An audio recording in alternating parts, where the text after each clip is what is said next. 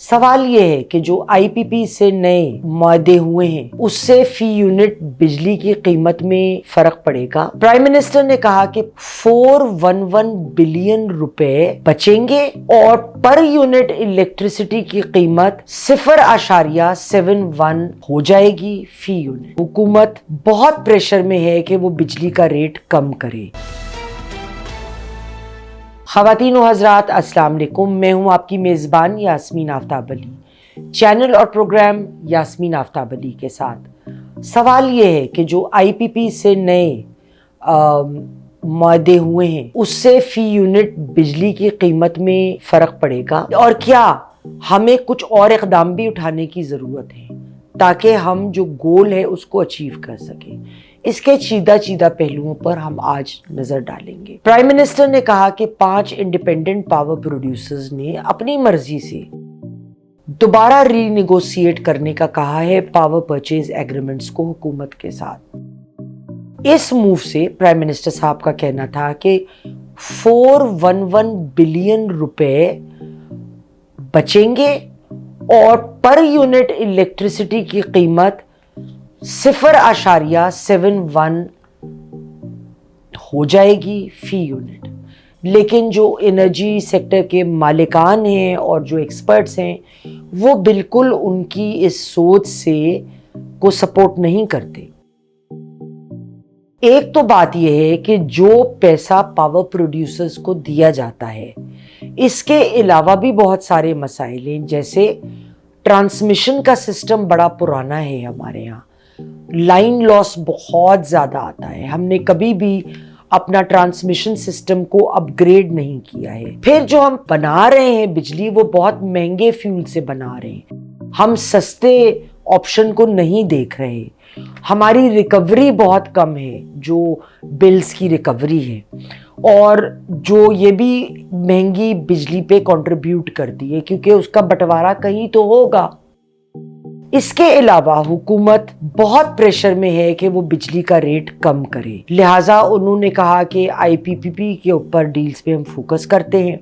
लेकिन वो again cosmetic treatment है, थोड़ा फर्क यकीनन पड़ सकता है, मगर जब तक हम स्ट्रक्चरल रिफॉर्म्स नहीं लाते, अपने सिस्टम को नहीं दुरुस्त करते, सिस्टम को अंदर से साथ साथ मजबूत नहीं करते, तो इस एक इक़दाम से इतना ह्यूज डिफरेंस नहीं पड़ सकता। जो 5 पावर प्लांट्स हैं, सबा पावर, एटलस पावर, लाल पीर पावर लिमिटेड और हब पावर कंपनी या हब को, इन्होंने इंडिपेंडेंट पावर पॉलिसीज के मुताबिक 1994 और 2002 से काम शुरू किया और इनके साथ ये मुआहदा हुआ था कि हम डॉलर में पेमेंट करेंगे और हुकूमत ने फिक्स कर लिया कि इतना पैसा तो हम आपको देंगे, चाहे हम उतनी बिजली लें या ना लें।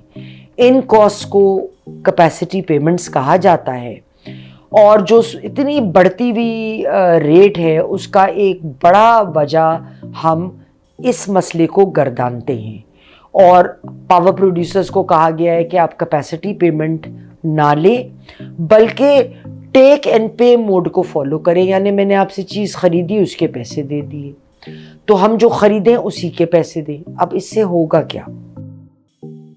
जो ब्रेकडाउन है बिजली के टैरिफ का, वो मेरे एक दोस्त हैं उनसे मैंने करवाया, he is very good at these things.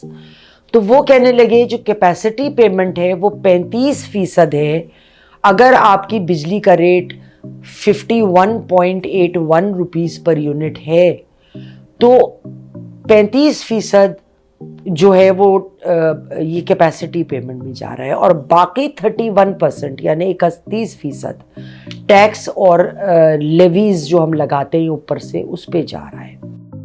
और चूंकि रुपए की कीमत बहुत ज़्यादा गिरी है, डिवैल्यूएशन हुई है, इसकी वजह से भी जो फॉरेन डेट सर्विसिंग की कॉस्ट बढ़ गई है। देखें ना, पहले मैं अगर फ़र्ज़ करिए 100 रुपये का $1 होता था, आज 300 रुपये का $1 है या 250 का है, जो भी है, तो हम ज़्यादा पैसे दे रहे हैं ना डेट सर्विसिंग में। और पावर कंजम्पशन कम हो गई है क्योंकि लोग जब बिजली इस्तेमाल नहीं कर पा रहे تو وہ اس کو استعمال بڑا کم کرتے, کنٹرول ہو گیا ہے. لیکن حکومت تو کہتی ہے آپ بیچیں یا نہ بیچیں ہم خریدیں گے, تو پھر ہم پیسے اتنے ہی دیں گے. تو پھر وہ کسی کے تو متھے لگے گے نا پیسے, آپ استعمال کر رہے ہیں یا نہیں کر رہے ہیں. اب جو بینیفٹ ہیں کنزیومر کے, ہو سکتا ہے کسی حد تک ہوں, صرف ایسے اقدام سے نہیں ہوں گے. بہت سارے معاملوں کی طرف دیکھنا ضروری ہے. ایک تو آپ اپنا جو ٹرانسمیشن کا نظام ہے اس کو اپ گریڈ کرنا میسیولی بہت ضروری ہے. نمبر 2, کنڈا فیکٹر یہاں ختم ہونا بہت ضروری ہے.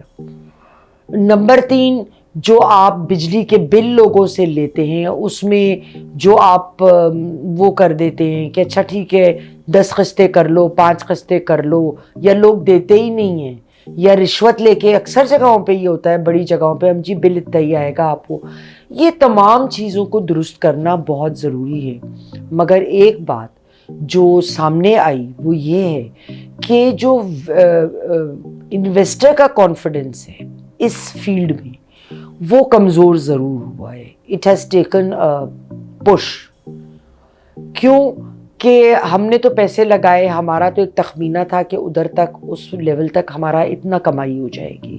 مگر یہ تو انہوں نے کہتے ہیں نا کہ جیسے ہماری چلتی ہوئی سائیکل میں آپ نے ڈنڈا ڈال دے تو اس کے کنڈے جو ہیں پھنس جاتے ہیں, تو وہ آپ نے ہمارا تو چلتا ہوا کام خراب کر دیا. اسی لیے جو 600 میگا واٹ کا سولر پروجیکٹ مظفر گڑھ میں حکومت انویسٹرز اس کے لیے ڈھونڈ رہی ہے, اس کے لیے ان کو اس وقت کوئی انویسٹر نہیں مل رہا.